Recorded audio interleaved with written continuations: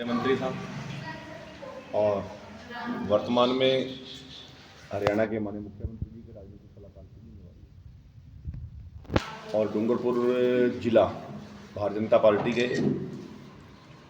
चुनावी प्रवासी प्रभारी के नाते आपके बीच में 24 सितंबर 2023 से हूँ। हमारी 4 विधानसभाएं हैं डूंगरपुर जिला में। डूंगरपुर, आसपुर, सागवाड़ा और चौरासी। भारतीय जनता पार्टी के 4 उम्मीदवार घोषित हो चुके हैं।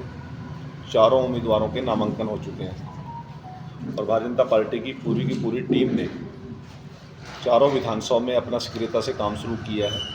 और हमारे लिए सौभाग्य की बात है कि हमारे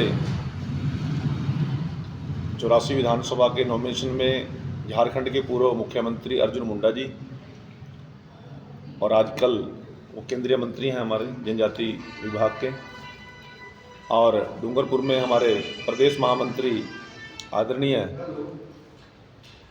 दामोदर जी अग्रवाल मुख्तः इसमें रहे।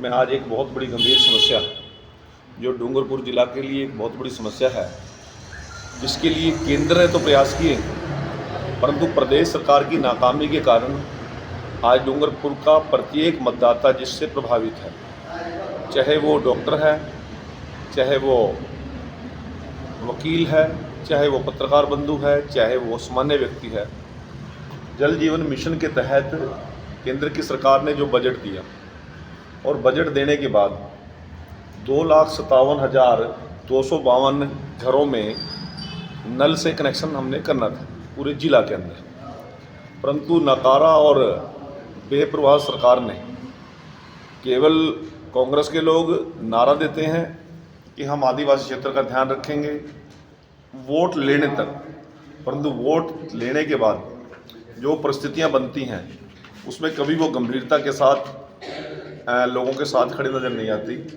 आज स्थिति ये है कि मात्र 27,000 और कनेक्शन अभी तक वो कर पाए, जिसके कारण इस इलाके के अंदर एक पानी की बहुत गंभीर समस्या खड़ी हो गई है।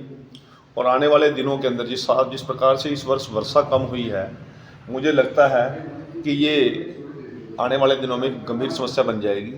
अभी तक मात्र 1% भी टोटल काम का नहीं हुआ, उसमें टेंडर भी नहीं किए इन लोगों ने। टेंडर किए तो ठेकेदार के ऊपर किसी प्रकार का दबाव नहीं है, और दबाव वहाँ तक है कि कांग्रेस के लोगों का हिस्सा उसमें मिल जाए। अब इसमें जल जीवन मिशन के जो हमारे अधिकारी हैं उनके ऊपर जो छापेमारी की जा रही है और जिस प्रकार का उनके पास से करोड़ों रुपए का संपत्ति, सोना, चांदी और बेनामी मकान, बेनामी शोरूम उन लोगों के पास मिल रहे हैं, ये आपसे कोई छुपी बात नहीं। उसके अंदर इस बात को उजागर करने के लिए मैं ख़ास तौर से मीडिया के लोगों का विशेष आभार प्रकट करता हूं कि इतने बड़े इशू को आप लोगों ने उठाया और लोगों तक उसकी जानकारी उपलब्ध कराई। इसी प्रकार से जल जीवन मिशन का विषय था घर घर जल और घर घर नल। अब इसी घर घर जल का मोदी जी ने तो बड़े जोर शोर से बजट भी दिया, प्रचार भी किया, सब कुछ किया, परंतु जो एग्जीक्यूटिव ताकत थी, कार्यकारी ताकत थी, वो सरकार के पास थी। सरकार के कान पर एक भी आदमी जूं नहीं रहेंगी। इसके कारण प्रत्येक घर के अंदर जल की आज समस्या खड़ी हो गई है। 40,000 करोड़ के टेंडर जो लोगों ने मैनेज कर दिए और बिना जांच क्वालिटी के अपने नज़दीकी लोगों को इन लोगों ने टेंडर अलॉट किए हैं, और बहुत बड़ा ये घोटाला है। मैं आपसे एक निवेदन करना चाहता हूँ कि कांग्रेस के राज के अंदर जितने घोटाले हुए वो तो हुए हैं, परंतु एक बूंद पानी भी आम आदमी के मुंह में मत चली जाए, उसका भी उन्होंने एक बहुत बड़ा अत्याचार लोगों पे किया है। और जागरूक मतदाता इस बात के लिए पहले से ही उत्पीड़ित है, पीड़ित है, अपने आप को ठगा महसूस करता है। यदि इस विषय को आप लेकर जाएंगे तो लोगों को इसके बीच में अवेयरनेस आएगी। मैं इसी प्रकार से आपको बताना चाहता हूँ, पूरे राजस्थान के अंदर केवल 29% ही अभी तक काम हुआ है। पूरे राजस्थान में डूंगरपुर में तो अभी 1% भी नहीं हुआ। यदि एवरेज ले तो पूरे राजस्थान में तो केवल 29% हुआ है, जो एक बहुत बड़ी नाकामी है किसी भी सरकार के लिए। मैं जो डूंगरपुर ज़िले के अंदर जल जीवन मिशन का जो अधूरा काम है, सोमकला अंबा डैम से पानी डूंगरपुर नगर में आना था, इन लोगों ने लापरवाही के कारण, इनकी घोर तुष्टीकरण की नीतियों के कारण इसमें घोटाला तो कर दिया, परंतु पानी नहीं आने दिया। तो इसलिए मैं आप सभी पत्रकार बंधुओं से मैं निवेदन करता हूं, राजस्थान सरकार की लापरवाही के कारण गांव में बीमारी फैली और रामसोर गांव के अंदर एक दिन के अंदर 12 दिनों के अंदर एक ही परिवार की 3 मासूम बेटियों की डेथ होगी, केवल दूषित जल के कारण। इसकी जिम्मेवारी राजस्थान सरकार पे है और राजस्थान सरकार ने इसके प्रति जवाबदेही लेते हुए अपनी नाकामी को छुपाने की बजाय जनता के बीच में जाए कि हमारी वजह से 3 मासूम जानें गई हैं। पेपर लीक की बात हो, बेटियों पे अत्याचार की बात हो, किसान के कर्जे माफ़ी की बात हो, हर विषय पर इस सरकार ने लोगों के साथ धोखाधड़ी की है, बेईमानी की है, कुठाराघात किया है। मैं आपके माध्यम से राजस्थान प्रदेश के लोगों से, मतदाता से और विशेष तौर से डूंगरपुर जिले के इंचार्ज होने के नाते मैं वंदनीय अपील करता हूं, हाथ जोड़ के अपील करता हूं, ये कांग्रेस की कुनीतियां अब वो नए नए लारे लप्पे लेके आएंगे, हर प्रकार का खेल करने का काम करेंगे क्योंकि पैसा कमाया, और भोले भाले मतदाता को बहलाने और फुसलाने का काम करेंगे। मैं आपके माध्यम से एक निवेदन करना चाहता हूं कि लोकतंत्र का सबसे महत्वपूर्ण अंग मीडिया है। आप लोगों को जितना जागरूक कर सकते हैं वो आपके माध्यम से हो सकते हैं, और इस बहुत बड़े घोटाले और भ्रष्टाचार को लोगों तक लेकर जाने का आप काम करेंगे। मुनीम जैसी पार्टी चलती है, वो मंत्री, उसकी मिसेज जिला प्रमुख, उसका बेटा यूथ का जिला अध्यक्ष, तो बताओ कांग्रेस का है? कोई कांग्रेस नहीं है। सर कार्यकर्ताओं ने बीजेपी को 13 सीटें दिलाई, उसके बावजूद भी कांग्रेस का जिला प्रमुख बना। इस पे आप क्या कहना बारे में क्या कहेंगे साहब? देखो, भारतीय जनता पार्टी के कार्यकर्ताओं ने, भारतीय जनता पार्टी के मतदाताओं ने कोई कमी नहीं रखी। भारतीय जनता पार्टी के कार्यकर्ताओं ने 13 सीटें जिता के भेजी है। भारतीय जनता पार्टी का समर्थन पूरी विधानसभा क्षेत्र हल्टा में भारतीय जनता पार्टी के पक्ष में रहा है। लेकिन उसने मैंने भाषणों में कहा है वो भ्रष्टाचारी है, वो धोखाबाज है, वो बेरुपया है, वो हमारे कार्यकर्ताओं को, भोले कार्यकर्ताओं को बहका के, और उन्होंने जो धोखा किया है उसी धोखा को बदला लेने के लिए हम इस बार पूरी जोरों के साथ कार्यकर्ताओं को मजबूत करते हुए दोबारा ऐसी पुनरावृत्ति नहीं हो, उसके लिए हम काम करेंगे। धन्यवाद। मैं अमर सिंह जाटव, गांव वसई, ग्राम पंचायत मुंशीपाट, और आज मैं विधानसभा बयाना उपवास में अपना नाम दाखिल करने के लिए कार्यालय में फिलहाल मैं खड़ा हूँ। साथ में सभी पार्टी के कार्यकर्ता, वरिष्ठ नेतागण मेरे साथ हैं, 3600 कौम की सरदारी, सभी के आशीर्वाद से, और आज अपना नामांकन दाखिल कर रहा हूँ। मुझे पूर्ण और भरोसा करते हुए पार्टी ने मुझको पुनः दोबारा से और टिकट दी है। जिस तरीके से हमारा क्षेत्र तमाम चीज़ों से वंचित था, चाहे शिक्षा का मामला हो, चाहे चिकित्सा का मामला हो, चाहे रोड का मामला हो, चाहे पेयजल का मामला हो, तमाम चीज़ों को देखते हुए 5 साल के अंदर कांग्रेस सरकार ने वो काम कराए। हो सकता है वो 50 साल में नहीं हुआ होंगे, आज वो 5 साल के अंदर रिकॉर्ड हो गया। आप 5 साल में वर्तमान में आप रहे हो, अब 5 साल बाद, अब 5 साल के लिए फिर चले जा रहे हो, चले जाते हो तो आपकी क्या प्राथमिकताएं रहेंगी? वो वैसा है, लगभग मेरा मानना है कि रोडों से, शिक्षा से, चिकित्सा से तकरीबन मेरे हिसाब से 90-95% काम हो चुके हैं। लेकिन इस क्षेत्र की जनता एक मांग, सभी का सुझाव आया 36 कौम की, कि बयाना जिला बनना चाहिए। मैंने पहले भी मुद्दा रखा था, सबसे सर्वप्रथम मैंने मुद्दा रखा था कि बयाना को जिला बनाना चाहिए। इसी के साथ साथ मेरे क्षेत्र को पर्यटन घोषित किया जाए। दोनों मुद्दे रखे थे और होने भी चाहिए। जिस तरीके से मुझ पर विश्वास और भरोसा किया है और जनता कर रही है, मैं सर्वप्रथम जैसे ही मुझको आशीष मिलेगा, विधानसभा पहुँचूँगा तो सबसे पहले मैं बयाना का मुद्दा उठाऊँगा कि बयाना जिला बनना चाहिए और हमारा पर्यटन घोषित होना चाहिए। आप कांग्रेस पार्टी चुने गए थे और सरकार भी कांग्रेस पार्टी की थी, परंतु फिर भी आपकी बात ना मानते हुए छोटे छोटे जो तहसील थी वो जिला बना दी गई और बयाना जिला से छोड़ दिया गया, बंजर कर दिया गया। ऐसा क्यों हुआ? वो बेचारा दिन चल रहा है, हालांकि प्रोग्रेस समय के हिसाब से आपको सबको पता है 2 साल तक कोरोना में चले गए, हम सबको पता है कोरोना कौन सी बीमारी महामारी थी, पूरे देश प्रदेश में फैल गई। नहीं, लास्ट समय में जो जिले बनाए गए थे वो लगभग मेरे ख्याल से 11 जिले बने थे और 11 जिले बहुत छोटे छोटे थे। इस बात बता दूंगा, अभी थोड़ा सा मेरे परिचय पूरा नहीं दो और अंदर से आवाज़ आ रही है जब मुझे हस्ताक्षर करनी, ये सारी बातें मैं बता दूंगा, आपको पता है। और मेरा मुझे जनता ने जो भरोसा किया है, सारी उम्मीदों को पूर्ण करने के लिए हम कोशिश करेंगे, कभी पीछे नहीं हटेंगे। बोलने में, डोलने में, खोलने में हम पूरे ही क्षेत्र की जो आवाज़ है उसको जरूर हम कोशिश करेंगे और लड़ाई लड़ेंगे और लड़ते भी रहेंगे। जिस तरह से राहुल गांधी जी कहते हैं कि जो महिलाओं को देंगे और जो पार्टी में जो संगठन में जो काम किया है उनको वो देना चाहते हैं, तो उसे मुझे पूरी उम्मीद है, क्योंकि मैं जो कांग्रेस पार्टी की जो टिकट देने के जो पैरामीटर है उन पे मैं खरी उतर रही हूँ। मेरी जैसी के साथ अगर अभी भी अन्याय होता है तो मेरे साथ नहीं, यहाँ पीपलदा के हर कार्यकर्ता, हर जनता के साथ अन्याय है। यहाँ जनता की आवाज़ बनकर मैं लड़ाई लड़ रही हूँ। मुझे तो पूरी उम्मीद है कि कांग्रेस इतना अन्याय नहीं करेगी, क्योंकि एक आदमी कब तक जहर की घूंट पीता। जरूरत के अनुसार मैंने जो ब्लॉक कांग्रेस कुछ मैसेज मिला है क्या ऊपर से? मैसेज तो जब तक, क्योंकि हमारी सीट पे डिस्कस हो रहा है, उस डिस्कस में मेरा भी नाम है, इसलिए मुझे उम्मीद।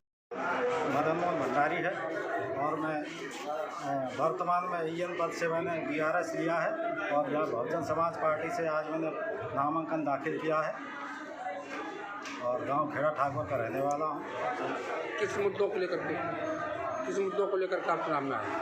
देखिए, यहाँ जो इस विधानसभा के मुद्दे हैं, शिक्षा का है, रोजगार का है, स्वास्थ्य का है, सड़क का है, पानी का है, बिजली का है, ये सारे मुद्दे जो अभी अधूरे पड़े हुए हैं उनको हम आगे मूलभूत सुविधा उनको काम करेंगे। मेरा नाम मुकेश कुमार टाइगर, मैं बयाना विधानसभा से आम आदमी का प्रत्याशी हूँ। मैं चुनाव लड़ रहा हूँ और जनता की सेवा करूँगा।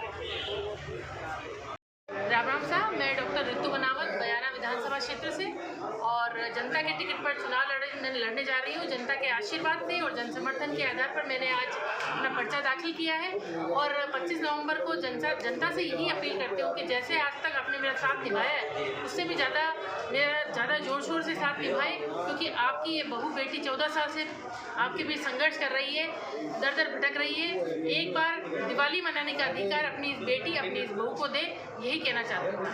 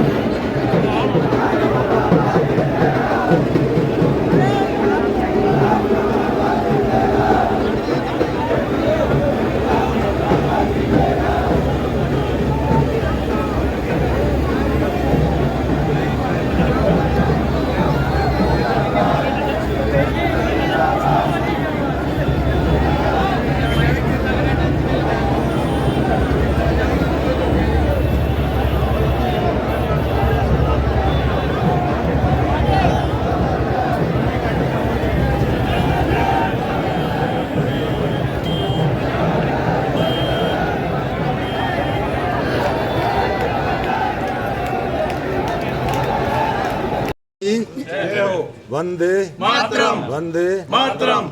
आज के इस नामांकन के कार्यक्रम में हमारे भारतीय जनता पार्टी की तरफ से और इस सिरोही की जनता के विश्वास पर जिस तरह से भारतीय जनता पार्टी ने मुझे यहाँ नामांकन के लिए निर्देश दिया, उसके लिए आप सबका सहयोग, आप सबका विश्वास, मैं तहे दिल से भारतीय जनता पार्टी और सिरोही की जनता का खूब खूब आभारी हूँ कि उन्होंने उनके विश्वास पर मुझे जो आप सबका और सिरोही की जनता के विश्वास पर मुझे सिरोही के अंदर अब की बार जो टिकट देकर आपके बीच में भेजा है, तहे दिल से आपका मैं धन्यवाद देता हूं।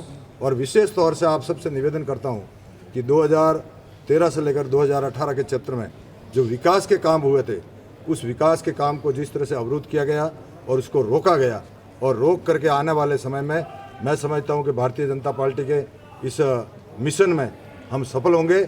और आप सबके सहयोग से, मैं विशेष तौर से मीडिया के बारे में कहना चाहता हूं कि जिस तरह से आप सबका सहयोग रहा है, इसी तरह से सहयोग रहे। आने वाले समय में आप और हम सब मिलकर और सिरोही की जनता मिलकर यहाँ के डेवलपमेंट और विकास के बारे में जिस तरह की गति को आगे बढ़ाएंगे।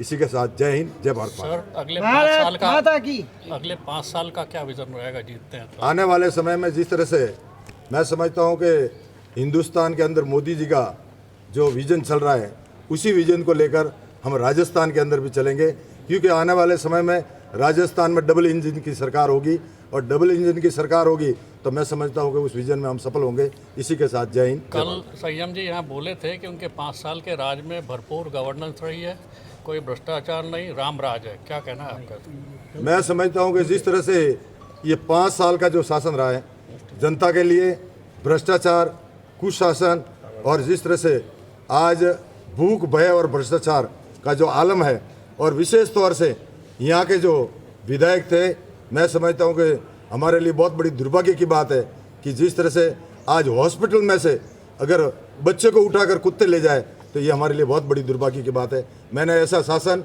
भूतों ने भविष्य है कभी देखा है और कभी नहीं देखने का है। अगर राजस्थान में डबल इंजन की सरकार बनी तो क्या सिरोही में हवाई सेवा आप प्रारंभ करवाएंगे?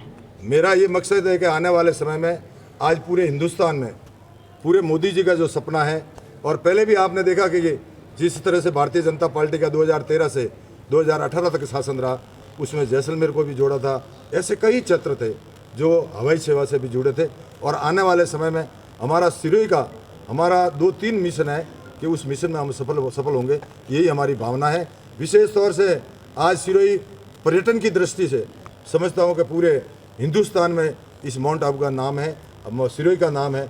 आज हमें गर्व होता है कि जिस राम मंदिर की हम बात कर रहे हैं, उसके पत्थर हमारे सिरोही से जा रहे हैं और उस मंदिर का निर्माण हो रहा है। ये हमारे लिए बहुत बड़ी सौभाग्य की बात है। जय हिंद, जय भारत माता। विकास के मुद्दे को लेकर के चुनाव लड़ रहे हैं आपने, सर इसके लिए क्या विजन आपने तैयार कर रखा है? हमने विजन जो मैंने एक ही कहा कि आने वाले समय में जो मोदी जी का सपना है उसी को हम आगे बढ़ाएंगे, ये हमारा विजन है। और मोदी जी और राजस्थान की जो डबल इंजन की सरकार होगी तो उस विजन को कोई नहीं तोड़ सकता, उसको कोई रोक नहीं सकता, इसको हम आगे बढ़ाएंगे। जय हिंद, जय भारत माता। दिन रात आपके लिए दौड़ता रहा, भागता रहा, इसी उम्मीद से कि जिस राजनीति में मैं उतर गया, जिस समाज सेवा में मैं उतर गया, वो हमारे लिए बहुत महत्वपूर्ण हो जाती, क्योंकि यूं ही हमें कोई जन सेवक नहीं कहते। मैं आपको कहना चाहता हूं कि जो ढोंगी आपके बीच में आ गए, जो साहब लोग आपके बीच में आ गए, उनको बदलने का ये वक्त है, उनको सच का आईना दिखाने का ये वक्त है। ये आपको इसलिए कह रहा हूं बहनों, ये आपको इसलिए कह रहा हूं भाइयों, ये आपको इसलिए कह रहा हूं कि इन लोगों ने आज तक राजनीति में कुछ नहीं किया। मैं अपनी बात जारी रखूंगा, उससे पहले संचालक को कहूंगा थोड़ी व्यवस्था बनाए रखे। आप सभी लोग ध्यान दें, मुहूर्त नजदीक है प्लीज, तो सभी लोग व्यवस्था बनाएं। ये जितने भी साथी लोग हैं एक बार प्लीज स्टेज थोड़ी सी। कौवे को कोयल बना दिया गया और कोयल को कौवा बना दिया गया।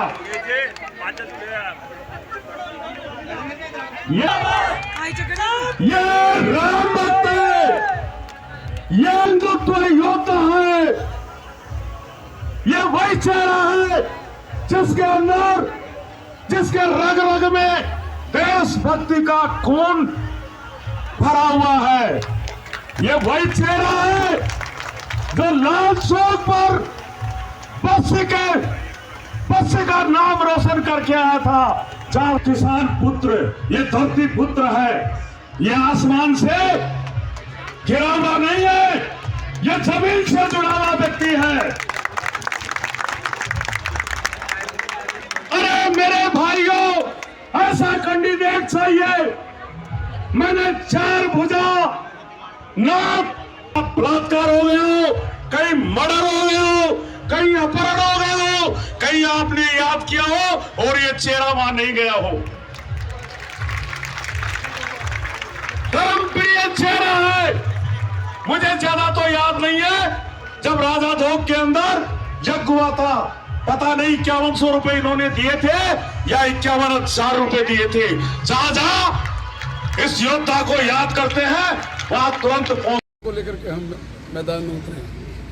विकास के नाम से वोट मांगेंगे और जनता मुझे पूरा समर्थन देगी। 2.5 सालों में जो आपने विकास किया, 2.5 साल नहीं 2 साल, किसी के 2.5 साल, 2 साल के जो आपने विकास किया, उन मुद्दों पे आप वोटिंग 2 साल में मैंने 20 साल का विकास कर दिया। देखिए आप सब जगह जाइए, बड़ी बड़ी पुलियाँ बनाई, बड़ी बड़ी सड़कें बनाई, बड़ा शानदार हॉस्पिटल बन रहा है रनिया मंगरी में।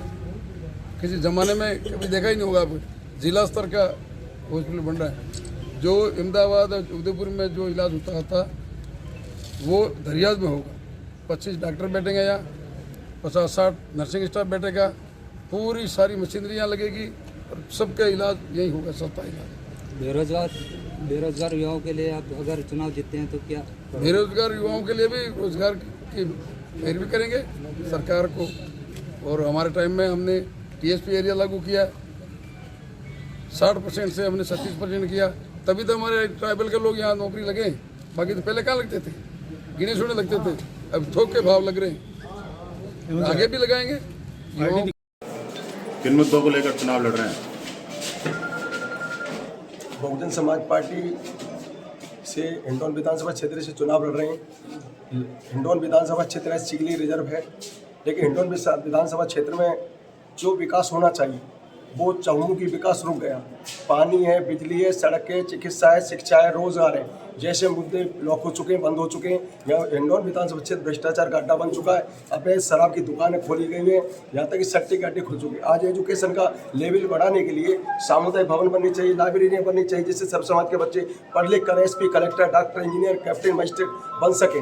लेकिन उनकी जगह यहाँ के जो भी विधायक रहा, चाहे भाजपा का विधायक रहा राजकुमारी जाटव हो, चाहे भरूशीलाल जाटव विधायक हो, इन्होंने सट्टे का अड्डे खोले। उनका कमीशन से इनका पूरी तरीका से परिवार हिंडौन विधानसभा क्षेत्र में चला। यदि हिंडौन विधानसभा के क्षेत्र का विधायक योग होता तो हिंडौन सिटी जिला होता। हिंडौन का विधायक यदि योग होता तो यहाँ पर चंबल का पानी आज हिंडौन विधानसभा के क्षेत्रों में आ जाता। हिंडौन का विधायक यदि योग होता तो आज सड़कें टूटी फूटी नजर नहीं आती। ब्रजेश जाटव के चुनाव लड़ने की बात चल रही है, बसपा से क्या? मैं उस बारे में कुछ नहीं कहूँगा। बहुजन समाज पार्टी में 30 साल से मैं काम कर रहा हूं। मुझे मेरी बहन मायावती जी, मेरे नेता पर विश्वास है कि बहन जी कार्यकर्ता को चुनाव लड़ा करके पूरे राजस्थान को, पूरे देश को मैसेज देगी कि बहुजन समाज पार्टी में पैसे वालों की पूछ नहीं होती है, एक आम कार्यकर्ता की पूछ होती है। और हिंडौन में तो अब तक जो नारा लगा है उस नारे के हम खिलाफ काम कर रहे हैं। अब तक बीजेपी कांग्रेस के लोगों ने नारा लगाया नोटों वाला जीतेगा और वोटों वाला हारेगा, वोट हमारे साथ है। हाँ ठीक है, नोट नहीं है, इसलिए आज से नारा लगे हिंडौन में वोटों वाला जीतेगा और नोटों वाला हारेगा। सिंबल मिल गया क्या? सिंबल जमा हो जाएगा, हो गया, हो जाएगा। तो ब्रजेश जी ने क्या उनका जो लिया है, सदस्यता ली है, क्या लिया है? बहुजन समाज पार्टी में अभी उनको सदस्यता पार्टी की तरफ से दी गई है। अच्छा, अब सदस्यता दी गई है तो जो भी सदस्य साथी जुड़ रहे हैं उनका वेलकम है बहुजन समाज पार्टी परिवार में, उनका सम्मान है पूरी तरीके से। आपको साथ देंगे क्या वो? और वो साथ जब बहुजन समाज पार्टी परिवार में जुड़ गए तो साथ देना पड़ेगा, साथ देना जरूरी भी है। जब पार्टी से जुड़ गए जो आदमी तो सभी साथी काम करेंगे। ठीक है, और कुछ स्पेशल हम कुछ कहना चाहेंगे, कुछ अपील आपकी बस तरफ? मैं तो यही कहूँगा कि सर्व समाज में हिंडौन विधानसभा में भाईचारा बढ़े। छोटे छोटे मुद्दों को लेकर गांवों में जो झगड़े होते हैं वो बंद होनी चाहिए। भाईचारा बन के क्षेत्र में विकास बढ़ना चाहिए। छोटे छोटे मुद्दों पर हमें नहीं लड़ना चाहिए। चलिए ठीक है सर, धन्यवाद। होती है, कोई छोटी नहीं होती है। मुझे मेरी जनता पर विश्वास पर और ईश्वर पर विश्वास है कि यहाँ से ज़रूर बीजेपी की पार्टी की जीत होगी और निरंतर मेरा प्रयास जारी है। उसी प्रयास के अनुरूप मैं ये कहना चाहूँगी कि ज़रूर मकराना में कमल खिलेगा। धन्यवाद। एक बात और है कि आज मकराना के जो वर्तमान MLA साहब हैं वो आपके साथ नॉमिनेशन में साथ नहीं दिखाई दिए, क्या कारण रहा? जी साथ में ही है, लेकिन शायद वो आज किसी कारणवश जयपुर गए हैं। क्या जनता को मैसेज देना चाहेंगे आप? जनता के लिए यही मैसेज है कि मैं एक महिला कैंडिडेट होने के नाते महिलाओं के लिए विकास में आगे रहूँगी, क्योंकि अपने क्षेत्र में पहली महिला कैंडिडेट हूँ।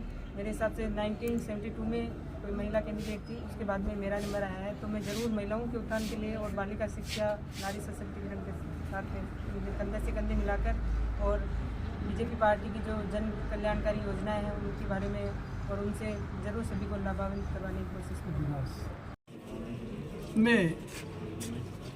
मैंने टिकट का प्रयास किया था, लेकिन आज की जो जातिवादी व्यवस्था है, पार्टी की जो मनमानी है, पार्टियों का एक जिसको लोकतांत्रिक मैं कह सकता हूँ वो रवैया है, उसके चलते मुझे टिकट नहीं मिला।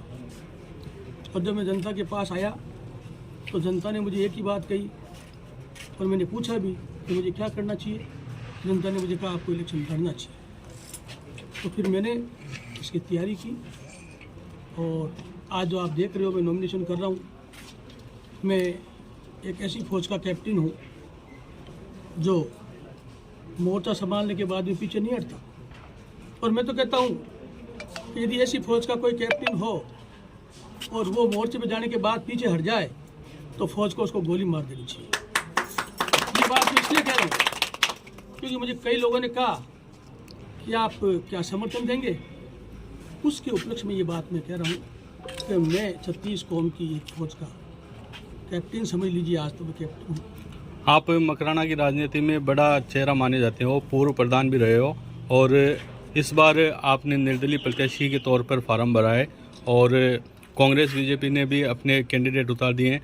और मैं कहता हूँ कि इस बार क्या रहेगा, कांग्रेस बीजेपी को छोड़ के क्या तीसरा मोर्चा बन पाएगा? मैं जीतूंगा इलेक्शन। तीसरा मोर्चा समझ लीजिए, कोई मोर्चा समझ लीजिए, ये चुनाव में ही जीतूंगा। क्यों? क्योंकि चारों तरफ असंतोष है। आज मकराना कॉन्स्टिट्यूएंसी में जो लड़ाई हो रही है वो असंतुष्टों के बीच में और संतुष्टों के बीच में हो रही है और असंतुष्टों की संख्या भी ज़्यादा है और वो असंतुष्ट सब मेरे साथ है। इसलिए मैं ये मान के चलता हूँ कि ये चुनाव मैं ही जीतूंगा लोक भावना को देखते हुए।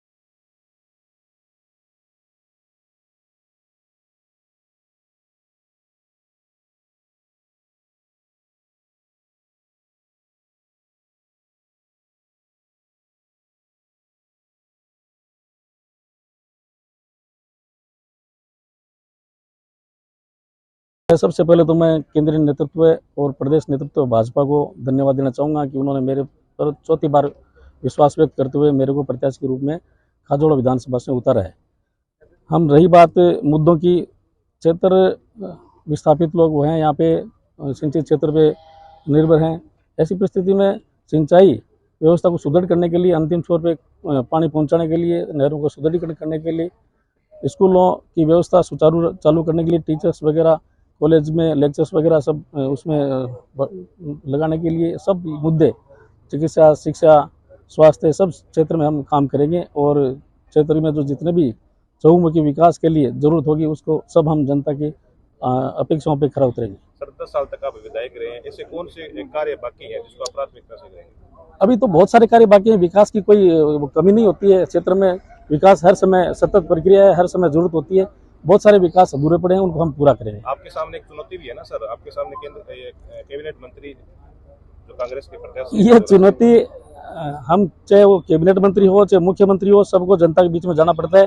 जनता जो इस चुनौती का जवाब देती है, तो ये कोई चुनौती नहीं है, जनता जवाब देगी। एक ईडी की कार्रवाई हुई है गोविंद डोटासरा पर, उसको भी एक बड़ा मुद्दा बनाया जा रहा है। ऐसा है, अगर कोई गलत काम करेगा तो उसको लेके ईडी की कार्रवाई होती है, ऐसा नहीं होती किसी पे।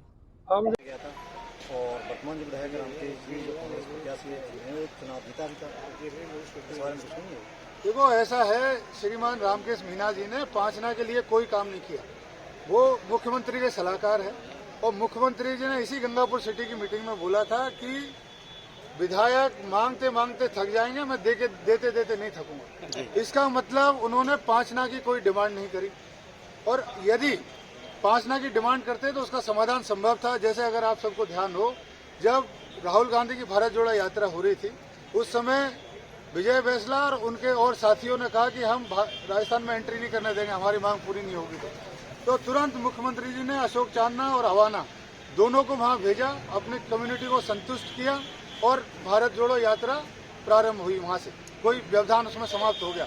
तो अगर मुख्यमंत्री साहब चाहें तो 5 की समस्या एक दिन में समाप्त हो सकती है, लेकिन मुझे लगता है कि हमारे जो स्थानीय विधायक है श्री रामकेश मीणा जी, वो चाहते हैं गुजर मीणाओं को टेंशन बना रहे, इनको वोट मिलते रहें और किसानों से उनको कोई सरोकार नहीं। तो उनका कहना है कि हम हाई कोर्ट में भी लड़े, हाई कोर्ट से हम केस जीते हैं। हाई कोर्ट से कौन सा केस जीता है? हाई कोर्ट में मैं जिस संस्था का अध्यक्ष हूँ, ग्रामोत्थान संस्था, हमने 2020 में एक PIL लगाई, उसका जुलाई 2022 में आदेश आया, 8 जुलाई 2022 को। उस आदेश में लिखा था 3 चीजें उसमें इंडिकेट की थी कि जो सिस्टम बना हुआ है उसका सदुपयोग किया जाए, नहरों में पानी खोले, जहाँ पर संभावना है वहाँ पे और नहरें विकसित की जाए, और जो लॉ एंड ऑर्डर को हाथ में लेता है उनके अगेंस्ट एक्शन किया जाए। तो ये ग्रामोत्थान संस्था के द्वारा जो जनहित याचिका लगाई गई है उसमें परिणाम है, ना कि रामकेश मीणा जी की किसी PIL का परिणाम है। रामकेश मीणा जी तो मुख्यमंत्री के सलाहकार है, उनको मुख्यमंत्री जी को समझाना चाहिए। क्षेत्र की चीजों को अपना विधायक ही पहुंचा सकता है मुख्यमंत्री के पास, जो उन्होंने नहीं पहुंचा। अब ये 500 रुपये सिलेंडर की गारंटी दे तो सिलेंडर तो वो भी सेंटर से आता है, वो तो फिर आपको ठीक है, परंतु अपनी जो घोषणाएं हैं उनकी वो तो पूरी कर रहे हैं, परंतु जो केंद्र ने घोषणाएं की हैं उनमें प्रोडक्ट आ रहे हैं। मेरा कहना है केवल मात्र यही है। सर, प्रदेश में टिकट वितरण के बाद जिस तरीके से विरोध और बागी प्रत्याशी उतर रहे हैं, इसके बाद किस तरीके से इस चुनौती से कैसे निपटेंगे? देखिए, ये सभी राजनीतिक दलों के लिए बहुत बड़ा चैलेंज हुआ करता है, और भारतीय जनता पार्टी के राष्ट्रीय नेतृत्व का एक दल है केंद्रीय, हमने बड़े सूझबूझ के साथ टिकट वितरण का काम किया, परंतु सभी को आप खुश कर पाएंगे, सभी को मैं खुश कर पाऊंगा, सभी को हाईकमान खुश कर पाएगी? हमारी बात तो छोड़ दीजिए, आप BJP और BPP छोटा सा दल है, वो भी उसके अंदर भी उत्पाद मचा हुआ है, आप प्रतिदिन देख रहे हैं ना। अब BSP के भी और आम आदमी पार्टी के अंदर भी उत्पाद मचा हुआ है। तो ये एक स्वाभाविक प्रक्रिया है लोगों में, परंतु भारतीय जनता पार्टी का टिकट वितरण और उसके बाद डैमेज कंट्रोल सबसे एक्सीलेंट है, और भारतीय जनता पार्टी के पूरा का पूरा प्रदेश का कार्यकर्ता एक मुश्त कमल के फूल को लेकर गांव में, गली में, ढाणी में, चौक में, चौराहे में, चौपाल में, बाजार में प्रत्येक मतदाता से हम संपर्क साधने काम कर रहे हैं। और जहां तक मैं आपको आज सर्वे की रिपोर्ट के अनुसार, आप लोगों के ही सर्वे की रिपोर्ट के अनुसार, मैं आज भारतीय जनता पार्टी राजस्थान के अंदर बहुत अच्छी लीड के साथ, फुल फ्लैग मेजोरिटी के साथ सरकार बनाने जा रही है। 3 तारीख को जयपुर के अंदर भारतीय जनता पार्टी के 150 के आसपास विधायक होंगे, तब आपको हम आभार प्रकट भी करेंगे। और आज सबसे बढ़िया स्थिति में कोई दल है तो Bharatiya Janata party. TSP era में जातिगत राजनीति करने वाली जो नई पार्टियां हैं, उसको कैसे निपटेंगे? पिछली बार भी 2 सीटें अचानक लेके आई थी, चौंका दिया था सबको। काट की हड्डी बार बार नहीं चढ़ा कर, इस प्रकार से काकरे डूंगरी जो कांड हुआ उसके अंदर थोड़ा साइड में, उसके अंदर जिस प्रकार का इनके नेताओं ने कमर दिखा के भागे, उन मतदाताओं के, उन लोगों का विश्वास तोड़ने का काम किया। बात करके गए थे कि हम आदिवासी लड़ाई लड़ेंगे, बिल प्रदेश की बात करें, यदि आदिवासी महिला राष्ट्रपति बनते तो फिर वोट देने के टाइम भाग जाते हैं, फिर वोट देते हैं सोनिया गांधी के कहने से। यदि ये भील प्रदेश की बात करते हैं तो फिर कांग्रेस की गोद में क्यों बैठे? उन भोले भाले मतदाताओं को गुमराह क्यों किया? और ये जातिगत राजनीति का खेल मायावती ने भी बहुत लंबे समय तक खेलने का काम किया, आज कहाँ पे है? जातिगत राजनीति का खेल खेलने का बहुत लंबे समय तक काम अखिलेश और मुलायम ने किया, वो कहाँ पे हैं? जातिगत राजनीति का खेल खेलने का काम लालू यादव ने किया, आज वो कहाँ पे हैं? ये अन्य अन्य प्रांतों में, हमारे प्रांतों में भी, हरियाणा में भी ऐसा चलता है। अभी राजस्थान के भी कोने में चल रहा है कि क्या बेनीवाल करके। तो इस प्रकार के ये लोग लोगों की भावनाओं को भड़का के टेम्परेरी कुछ समय के लिए तो अपना मन ठीक कर सकते हैं, लोगों का मन ठीक कर सकते हैं, परंतु जब जवाबदेही की स्टीयरिंग पे बैठते हैं तो वहाँ ये लोगों की हवा खुश हो जाती है।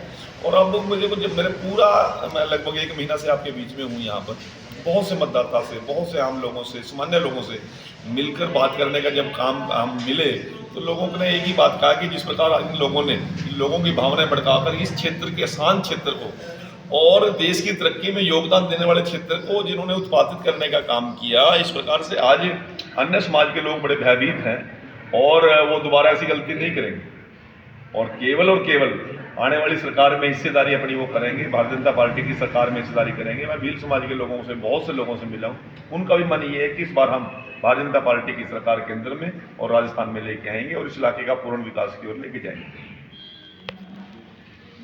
जनता सब देख रही है, जनता सब जानती है, दिल्ली और पंजाब में क्या हो रहा है वो भी जानती है और जनता ये भी जानती है कि आम आदमी पार्टी काम करने के लिए ही बनी है। हमारे मुख्य अरविंद केजरीवाल जी भी कहते हैं कि हमारे को राजनीति नहीं आती, हम काम करना जानते हैं, अच्छे हॉस्पिटल बना सकते हैं, अच्छी स्कूल बना सकते हैं, यहाँ की व्यवस्था को सुधार सकते हैं, अच्छी सड़कें बना सकते हैं या पानी की व्यवस्था कर सकते हैं।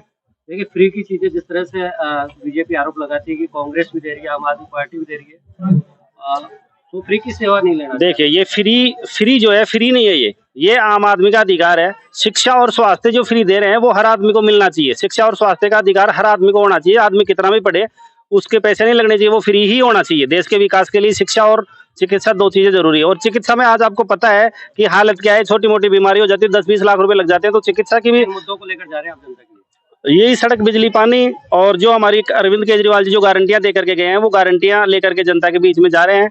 और आम आदमी पार्टी जो दिल्ली और पंजाब का मॉडल है हमारा, वहाँ जो पार्टी काम कर रही है उस मॉडल को लेकर के हम घर घर जाएंगे और जनता निश्चित रूप से हमारे ऊपर विश्वास करेगी। रैली हमारी शीशमहल गार्डन, रेनवाल रोड से लेकर के यहाँ SDM कार्यालय तक।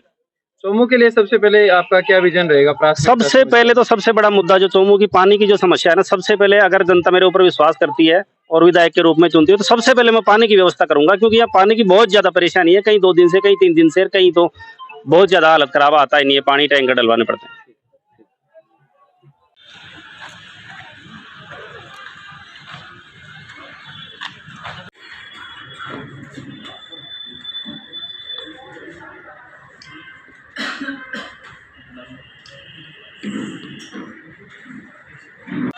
आम आदमी के लिए जो योजनाएं हैं जो लागू नहीं होती है, जो अधिकारी खा जाते हैं, जो नेता है वो उस चीज़ को ख़त्म कर देते हैं, तो जो भी योजनाएं हैं वो आम आदमी तक पहुँचे, उनका लाभ उनको मिले।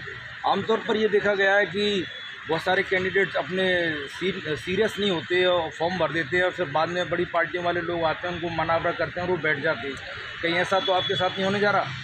जी, ये ना तो मेरे साथ में पार्षद के चुनाव में ये हुआ था और ना आज होगा इंशाल्लाह। मान के चलिए आप करौली की MLA बन जाती हैं तो करौली में से क्या सुधार आप लाएंगे? जी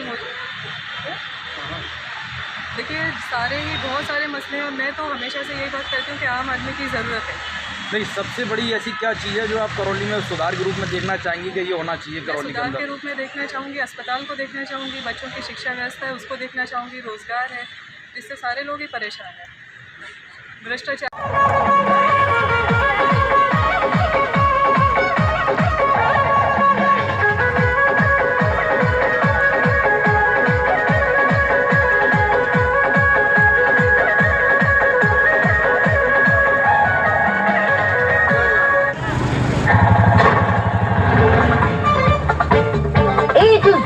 गूगल पे पर मीठो मीठो बोले मीठी लागे छे बाणी अब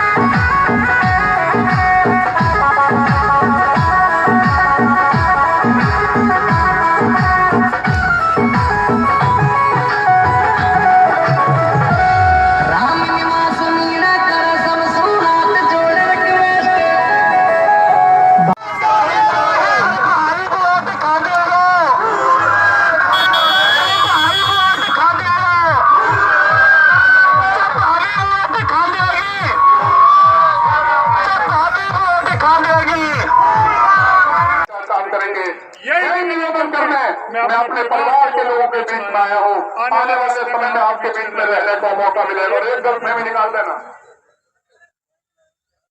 बहुत से लोग कह लिए पार्टी में ये नहीं वो नहीं। पार्टी की चिंता करने को मैं बैठा हूँ, रामविलास जी बैठे, विस्तार जी बैठे। पार्टी के बारे में कोई कुछ क्या तो सुनना मत, क्योंकि पार्टी का एक एक कार्यकर्ता आप हो। कार्यकर्ता आप हो, नरेंद्र मोदी के कार्यकर्ता देश की जनता है।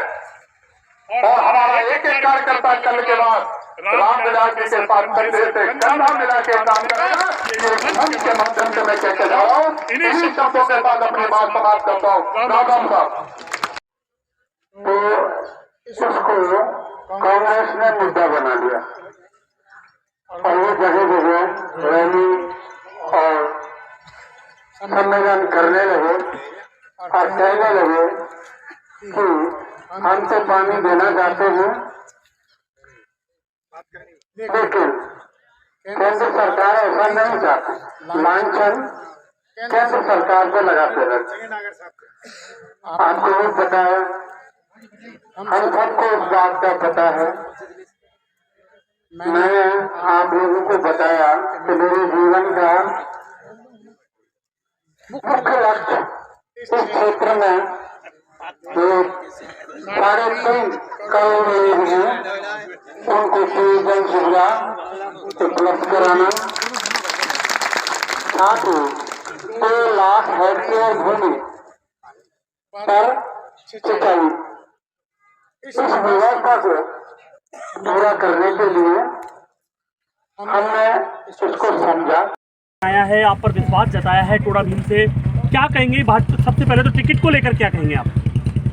देखिए, मुझे जो टिकट दिया है तो मैं भाजपा के परिवार में शामिल हुआ हूँ और हम सभी प्यार मोहब्बत से मिलजुल करके इस परिवार को दृढ़ व्यवहार और प्रेम में बांधेंगे और भारतीय जनता पार्टी को मजबूत करेंगे।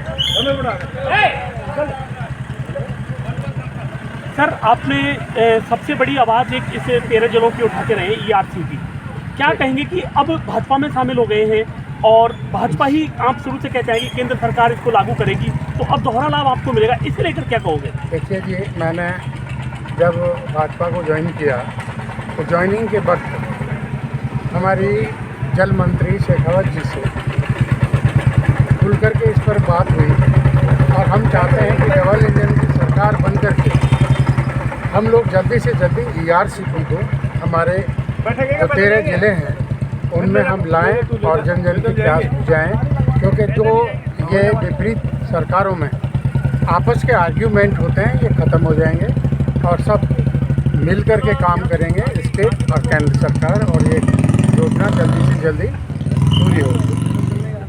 धन्यवाद।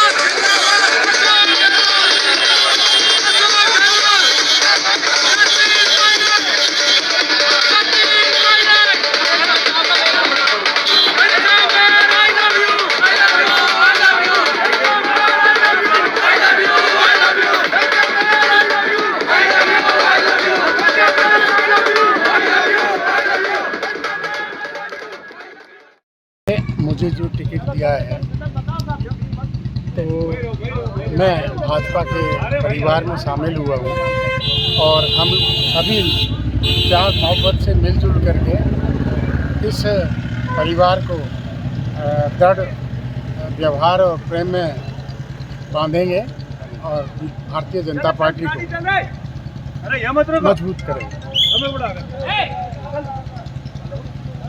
देखिए जी, मैंने जब भाजपा को ज्वाइन किया तो ज्वाइनिंग के वक्त हमारी जल मंत्री शेखावत जी से खुल करके इस पर बात हुई और हम चाहते हैं कि डबल इंजन की सरकार बन करके हम लोग जल्दी से जल्दी ERCP को हमारे जो 13 ज़िले हैं उनमें हम लाएं और जन जन की प्यास बुझाएं, क्योंकि जो ये विपरीत सरकारों में आपस के आर्ग्यूमेंट होते हैं ये ख़त्म हो जाएंगे और सब मिल कर के काम करेंगे, स्टेट और केंद्र सरकार, और ये योजना जल्दी से जल्दी पूरी होगी। आया है, आप पर विश्वास जताया है टोडा भीम से, क्या कहेंगे? सबसे पहले तो टिकट को लेकर क्या कहेंगे आप? देखिए, मुझे जो टिकट दिया है तो मैं भाजपा के परिवार में शामिल हुआ हूँ और हम सभी प्यार मोहब्बत से मिलजुल करके इस परिवार को दृढ़ व्यवहार और प्रेम में बांधेंगे और भारतीय जनता पार्टी को मजबूत करेंगे।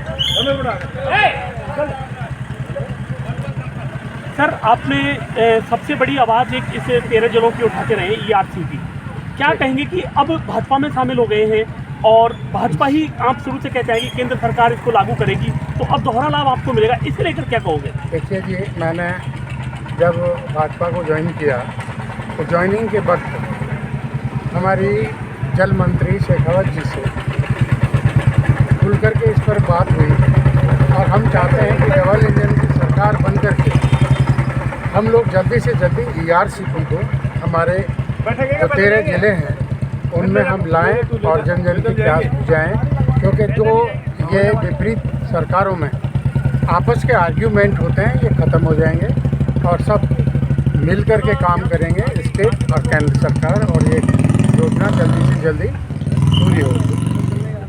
धन्यवाद। इसको कांग्रेस ने मुद्दा बना लिया और वो जगह जगह रैली और सम्मेलन करने लगे और कहने लगे कि हम तो पानी देना चाहते हैं, लेकिन केंद्र सरकार ऐसा नहीं चाहती। लांछन केंद्र सरकार को लगाते रहते। आपको भी पता है, हम सबको इस बात का पता है। मैंने आप लोगों को बताया कि मेरे जीवन का मुख्य लक्ष्य इस क्षेत्र में 3.5 करोड़ लोग हैं, उनको पेयजल सुविधा उपलब्ध कराना, साथ ही 2 लाख हेक्टेयर भूमि पर सिंचाई, इस व्यवस्था को पूरा करने के लिए हमने इसको समझा।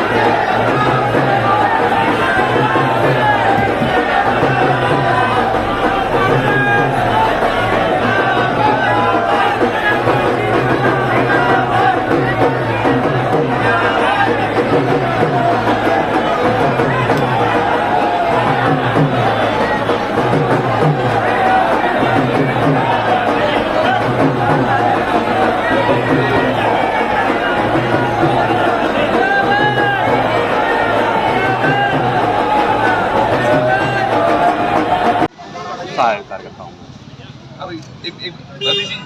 आज विधानसभा क्षेत्र अंता का भगवान की डोक देखे नामांकन दाखिल करने के बाद भी शिव जी की डोक देके आए हैं और पूरी जनता का आशीर्वाद, महाराजा ऋषि सिंह जी का आशीर्वाद, सम्मान्य वसुंधरा जी का आशीर्वाद, प्रदेश अध्यक्ष जी का आशीर्वाद, मोदी जी का आशीर्वाद, माननीय नड्डा जी का आशीर्वाद, हमारे साथ मुकेश जी है, सबका आशीर्वाद, मेरे सब बड़ों का आशीर्वाद, प्रधान जी है, हमारे प्रमुख साहब है, गौतम जी है, से विधानसभा क्षेत्र 36 कौम का आशीर्वाद है। हम महारानी साहब के नेतृत्व में, सम्मानित दुष्यंत सिंह के नेतृत्व में बहुत अच्छे मतों से निकलेंगे और ये बस्ट कांग्रेस सरकार का जो प्रमुख है। भाई साहब, कौन से महत्वपूर्ण मुद्दे रहेंगे जिन्हें जनता के बीच में जाओगे? सबसे प्रमुख मुद्दा अंता का खनन, भ्रष्ट खनन माफिया का है, पूरे राजस्थान का है। 6,000 करोड़ का घोटाला पेपर में छप चुका है। उसके जो सेक्रेटरी, उसका ईडी का छापा पड़ चुका है और वो छापा की लाइन तार 12 से जुड़ने वाली है, वो एकदम ओपन होने वाले हैं। अंता की जनता बहुत दुखी है। इस बस्ट सरकार को उखाड़ फेंकने के लिए बिल्कुल तैयार है। मैं जिस गांव में गया बिल्कुल आशीर्वाद देने के लिए बिल्कुल तैयार है।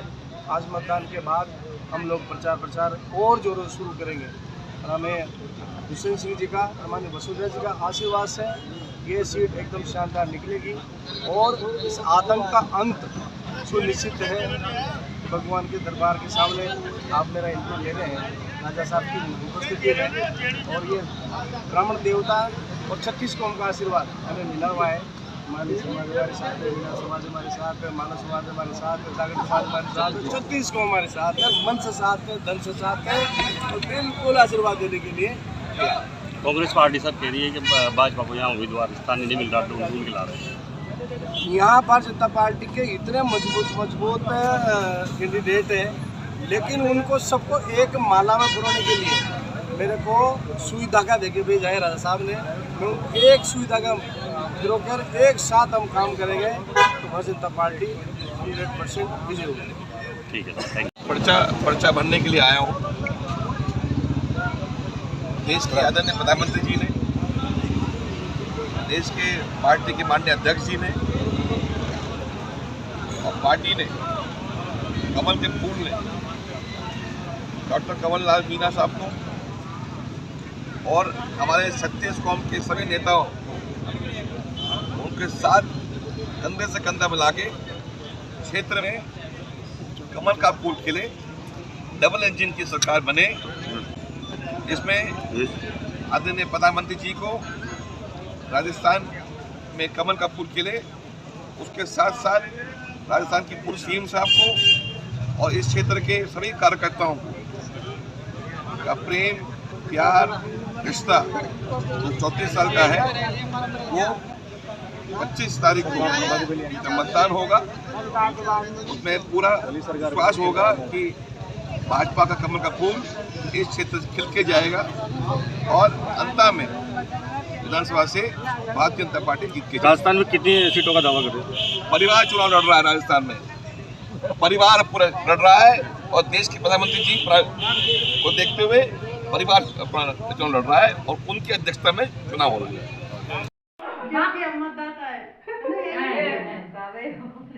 डालने जाना है, अपना फर्ज निभाना है, वोट डालने जाना है, अपना फर्ज निभाना है। और बोलो, आधे बोलो वोट डालने जाना, आधी बोलो अपना फर्ज।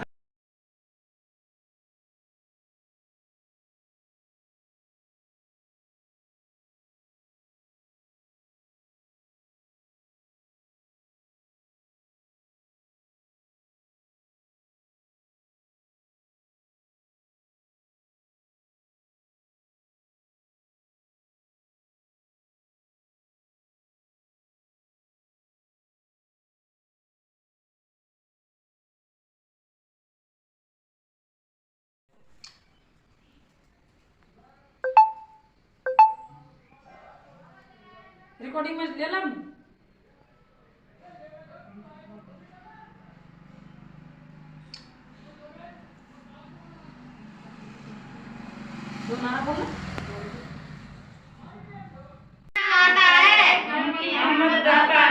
वोट डालने जाना है, अपना फर्ज निभाना है। जिन्होंने पूरे देश को बेच दिया है, पूरे देश को बर्बाद करने में लगे हुए हैं। आपका रेलवे बेच दिया, बीएसएनएल बेच दिया, एयरपोर्ट बेच दिया, और गुजरात के लोगों ने बैंकों को लूट के विदेश में चले गए हैं। वो सारे के सारे गुजरात के सब मोदी के आदमी थे। खाली राहुल गांधी ने एक बात उठाई कि हम लोग कह रहे हैं 19 के चुनाव में कि मुझे बताओ ये जितने भी चोर हैं जो विदेशों में भाग के इनके आगे नाम मोदी क्यों लिखा हुआ है। इस बात पर राहुल गांधी जी को सजा करा दी। 2 साल के लिए पार्लियामेंट की सजा करा दी, बाहर निकाल दिया, घर खाली करा दिया। मैं धन्यवाद देना चाहता हूं कर्नाटक की जनता को। उन्होंने कहा आपने राहुल गांधी का घर खाली करवाया है। कर्नाटक में कार्यकर्ताओं ने कह दिया कि बीजेपी का सुपड़ा साफ कर देंगे, और कर्नाटक में आज कांग्रेस की सरकार बन गई है। उनके लिए ताली बजाएं। जहां नेता के रूप में आप पर पार्टी ने भरोसा जताया है और आपको टिकट दिया है, लेकिन आपसे पहले आपकी माता जी को टिकट दिया गया, उन्होंने नॉमिनेशन भी कर दिया। क्या कारण रहे कि आपको टिकट दिया गया? टिकट का निर्णय केंद्र नेतृत्व का है, और केंद्र नेतृत्व ने जो भी निर्णय लिया है उसका हम सम्मान करते हैं, और जो भी जिम्मेदारी उन्होंने हमारे कंधों पर ला दी है हम उस जिम्मेदारी को बखूबी निभाएंगे। और कोलायत ही नहीं बल्कि पूरे राजस्थान के अंदर हम भाजपा की सरकार लेके आएंगे और बड़ी मजबूती से लेके आएंगे। केंद्रीय नेतृत्व ने आपकी माता जी को टिकट दिया था, ऐसे क्या कारण रहे कि उनका काट दिया? वह निर्णय लेना जो भी डिसीजन केंद्र नेतृत्व का था, उन्होंने मुझ पर जिम्मेदारी जताई, उन्होंने मुझे जिम्मेदारी दी है, विश्वास जताया है, उसका मैं बहुत बहुत धन्यवाद जाहिर करता हूं। और उन्होंने मुझे कोलायत के अंदर और पूरे जिले के अंदर सबसे युवा चेहरे के रूप में उतारा है। मैं उन सब के आशीर्वाद का बहुत बहुत आभारी हूँ। ऐसा माना जा रहा था कि आपके दादाजी जो देवी सिंह भाटी हैं वो इससे नाराज थे, ये टिकट जो है उनको मिलना चाहिए था, उसकी जगह आपकी माताजी को दे दिया गया। यही तो कारण? ऐसी नाराजगी कोई बात नहीं है। केंद्र नेतृत्व ने बैठ के निर्णय लिया है, और प्रदेश से जो भी रिपोर्ट गई हुई थी उस रिपोर्ट के आधार पर उन्होंने मुझे टिकट दिया है। ये निर्णय भारतीय जनता पार्टी का निर्णय है, और उस निर्णय का हम स्वागत करते हैं। और हमारे साथ पूरा संगठन, चाहे प्रदेश लेवल पर हो चाहे केंद्र लेवल पर हो, वो हमारा संगठन हमारे साथ है, और आगे मजबूती से हम वापस कोलायत के अंदर कमल का फूल खिलाएंगे। माता जी खुश हैं? आपको टिकट मिल गया, उनका कट गया? सब खुश हैं। हम सब परिवार के रूप में मजबूती से पहले भी खड़े थे, आज भी खड़े हैं, और आगे भी खड़े रहेंगे। और कोलायत के अंदर पुनः हम कमल का फूल खिलाएंगे और बड़ी मजबूती से अपनी बात रखेंगे। और कोलायत की जनता का जो लगातार 5 साल के अंदर जो संघर्ष आया है, जो इस कुशासन की सरकार के सामने संघर्ष आया है, मौजूदा एमएलए के सामने जो संघर्ष आया है, उस संघर्ष की मैं उम्मीद करता हूं भगवान हमारी सुनेंगे और संघर्ष की पुनः जीत।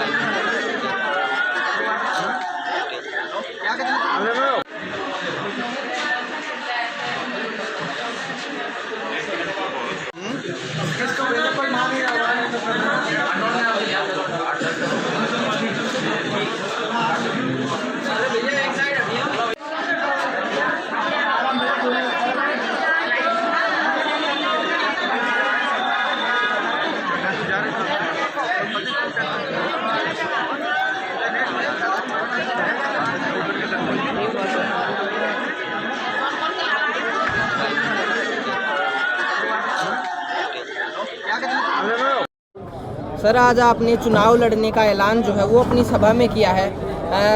बगावत आपने भाजपा से की है, निर्दलीय प्रत्याशी के तौर पर टाल ठोकेंगे या फिर किसी पार्टी के सिंबल पे जाने का विचार है? मैंने आज कोई सभा नहीं की, जन आशीर्वाद सभा थी। आज हमारे कार्यकर्ताओं ने सभा की है जी। उन्होंने तो मेरे को बुलाया था, आप आओ, तब मैं गया हूँ। और जन आशीर्वाद सभा हमारी एक ऐतिहासिक सभा हुई है, और ऐतिहासिक सभा के अंदर जो हमारे पास पब्लिक मेरे को आशीर्वाद देने आई है वो हमारी विधानसभा के बाहर का 5 आदमी भी नहीं थे, और सब भारतीय जनता पार्टी जो कार्यकर्ता थे और जो मेरे अनुयायी थे, स्वर्गीय गोपाल सिंह अनुयायी थे, वही आए हैं कि भारतीय जनता पार्टी जो टिकट जिस कैंडिडेट को दी है उसको स्वीकार नहीं किया। आज सारी भारतीय जनता पार्टी के पदाधिकारी मेरे साथ हैं और पूरी पब्लिक मेरे साथ है। टिकट हमारी गलत जगह चली गई, गलत जगह जाने का कारण, और केवल 2 घंटे में टिकट गई है। 5:30 बजे उन्होंने 1 तारीख को ज्वाइन किया है और 8 बजे कोर कमेटी के अंदर टिकट दे दी गई। तो 2 घंटे में टिकट दे, कभी आज तक भारतीय जनता को गाली निकालता था हमेशा। और पहले वाले 18 के चुनाव के अंदर कांग्रेस की टिकट पर 30 स्थान पर रहा था, करीब 10,000 वोटों से आ रहा था, और अब की बार कांग्रेस ने उसको बाहर निकाल दिया, टिकट नहीं दी, तो भारतीय जनता पार्टी ने उसको हीरो समझ लिया। और हीरो समझ में सबसे बड़ा काम आदरणीय माननीय दोनों हैं हमारे लिए। राजेंद्र जी राठौड़ जो प्रतिपक्ष के नेता हैं, उन्होंने उसको हीरो बनाया। उनके साथ है सुभाष जी महरिया, प्रेम सिंह जी बाजोर, ये तिगड़ी कहलाती है यहाँ पे। तो शेखावाटी को डब्बों के छोड़ेंगे, उनकी मर्जी है। मैं तो ये कह रहा हूँ, जो पब्लिक का जो आशीर्वाद था, आज जो आशीर्वाद मिला आज तक नहीं मिला मेरे को। सर जैसे बात करेंगे पार्टी से बगावत करे, पार्टी अगर मनाने के लिए आएगी तो क्या स्टैंड रहेगा? मेरे पास अभी कोई मनाने नहीं आएगा। मैं कल फार्म भरूंगा, चुनाव लड़ूंगा। जी सर, आगे की क्या रणनीति आपकी रहने वाली है चुनाव को लेकर? चुनाव लड़ेंगे ना, और क्या रणनीति है इसमें? चुनाव लड़ेंगे, मन नहीं लड़ा, मेरे कार्यकर्ता लड़े। अब की बार कार्यकर्ता खुद पे लिया सारा काम।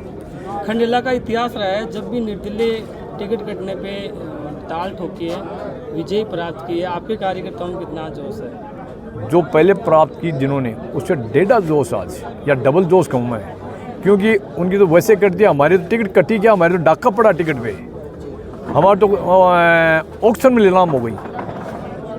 तो ये डाका समझ लो या टिकट बिकी हुई समझ लो। जो 2 घंटे में कैंडिडेट बनता है, उससे पहले रिजेक्टेड माल था, कांग्रेस का कचरा था, वो भारतीय जनता ने सिरमौर बना दिया। तो उससे सिरमौर पार्टी बना नहीं सकती, उसको पब्लिक को कोई सिरमौर बनाता है, वो सिरमौर होता है। पूरी भारतीय जनता पार्टी मेरे साथ है। हम चुनाव लड़ेंगे, हम चुनाव जीतेंगे। Thank you sir.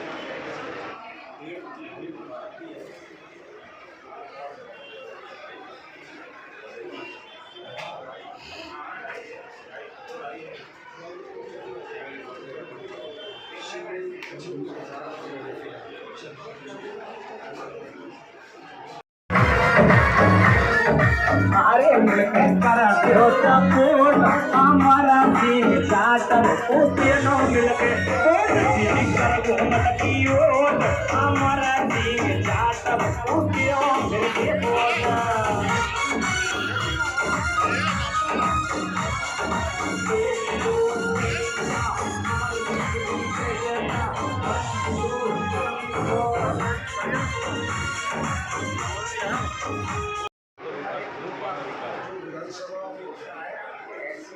Vidhan Parishad में एक प्रस्ताव को भरने के लिए अभ्यर्थी के रूप में नाम निर्देशन हुआ है। ईश्वर की शपथ लेता हूँ कि सत्य निष्ठापूर्वक ज्ञान करता हूँ कि मैं वेद द्वारा यथा स्थापित भारत के संविधान के प्रति सच्ची श्रद्धा और निष्ठा रखूँगा और मैं भारत की संप्रभुता और अखंडता को अक्षुण्ण रखूँगा।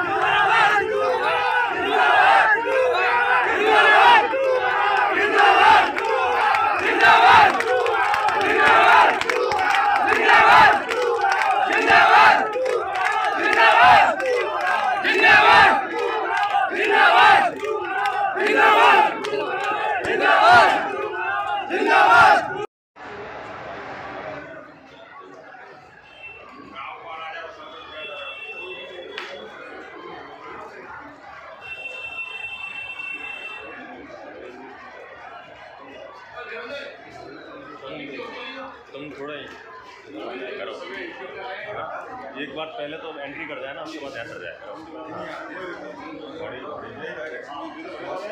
यहाँ से चेहरा नहीं आता होगा, यहाँ से तो क्लियर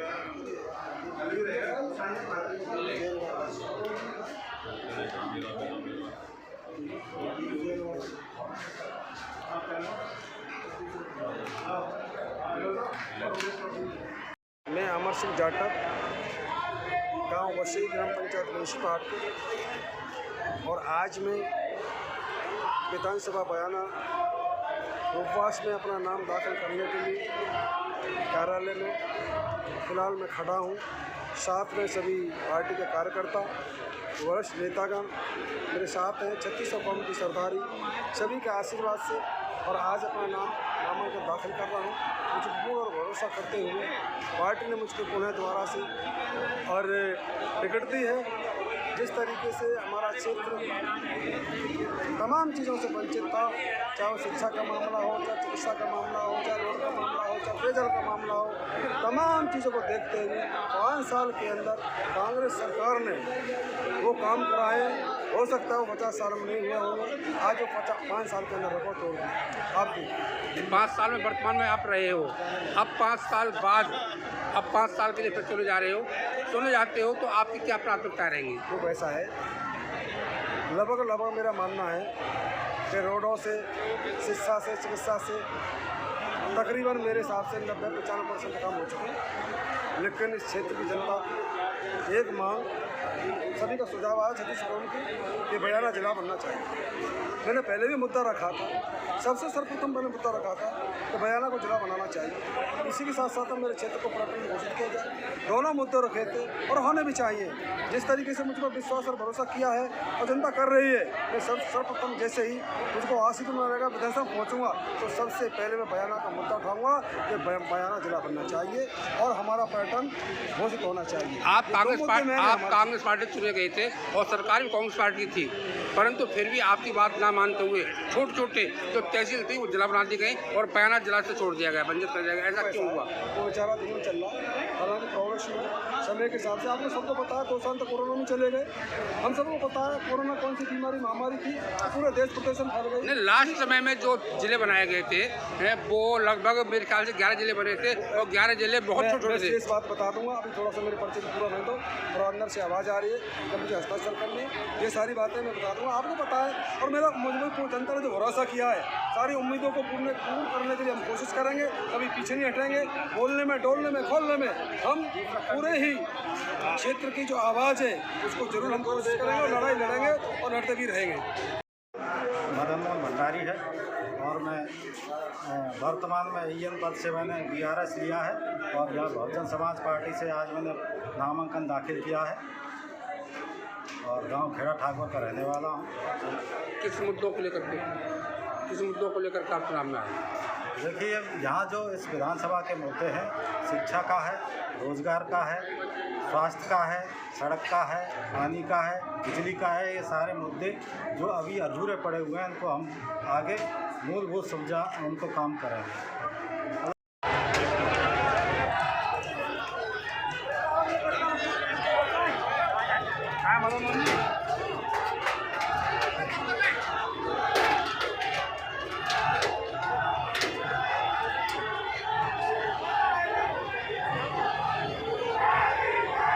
मेरा नाम मुकेश कुमार टाइगर, मैं बयाना विधानसभा से आम आदमी का प्रत्याशी हूँ। मैं चुनाव लड़ रहा हूँ और जनता की सेवा करूँगा। राम राम साहब, मैं डॉक्टर रितु बनावत बयाना विधानसभा क्षेत्र से और जनता के टिकट पर चुनाव लड़ने जा रही हूँ। जनता के आशीर्वाद से और जन समर्थन के आधार पर मैंने आज अपना पर्चा दाखिल किया है और 25 नवंबर को जनता से यही अपील करती हूँ कि जैसे आज तक आपने मेरा साथ निभाया है उससे भी ज़्यादा जोर शोर से साथ निभाएं, क्योंकि आपकी ये बहू बेटी 14 साल से आपके बीच संघर्ष कर रही है, दर दर भटक रही है। एक बार दिवाली मनाने का अधिकार अपनी इस बेटी, अपनी इस बहू को दे, यही कहना चाहती हूँ।